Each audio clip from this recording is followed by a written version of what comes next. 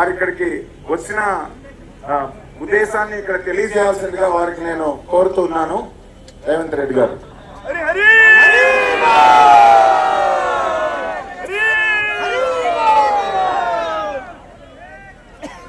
ISKCON సంస్థ ఒక మంచి కార్యక్రమాన్ని జగన్నాథుడి శోభాయాత్రను మన రాష్ట్రంలో తెలంగాణలో హైదరాబాద్ నగరంలో కార్యక్రమాన్ని తీసుకోవడాన్ని తెలంగాణ రాష్ట్ర ప్రభుత్వం స్వాగతిస్తున్నది. ఈ కార్యక్రమంలో పాల్గొన్న భక్తులందరికీ మనస్ఫూర్తిగా తెలంగాణ రాష్ట్ర ప్రభుత్వం తరఫున శుభాకాంక్షలు తెలియజేస్తుంది. ఈ ప్రభుత్వం అందరిది. ఈ ప్రభుత్వం మత సామరస్యాన్ని కాపాడుతుంది. ఈ ప్రభుత్వం సర్వ మతాలకు స్వేచ్ఛ, వాళ్ళ భావజాలాన్ని ప్రజలకు వివరించుకోవడానికి అవకాశం, అదేవిధంగా భక్తులకు అవసరమైన వసతులు ఏర్పాట్లు చేయడం మా ప్రభుత్వం యొక్క బాధ్యతగా భావించడమే కాకుండా హరే కృష్ణకు సంబంధించి ఈరోజు ఈ శోభాయాత్రలో పాల్గొనడం నాకు కూడా ఒక మంచి అనుభవం.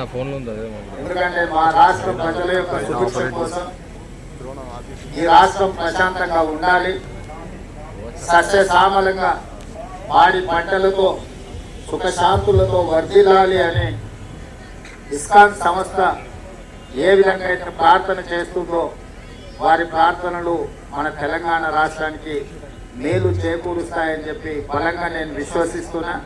అందుకే ఈరోజు సర్వమత సమ్మేళనంలో భాగంగా అందరినీ సమానమైన దృష్టితో చూడాలి. ఏ అవకాశం వచ్చినా ఇలాంటి కార్యక్రమాలను ప్రోత్సహించడం ద్వారా సమాజంలో హింసను తగ్గించి ఒక ప్రశాంతమైన వాతావరణంలో మానవ సేవే మాధవ సేవ అనే సూక్తిని అందరికీ చేరే విధంగా మా ప్రభుత్వం ప్రయత్నం చేస్తుంది. ఈరోజు సమాజంలో హింస, అదేవిధంగా మాదక ద్రవ్యాలు, రకరకాల వ్యాధులు ప్రజ్వరిల్లుతున్నాయి.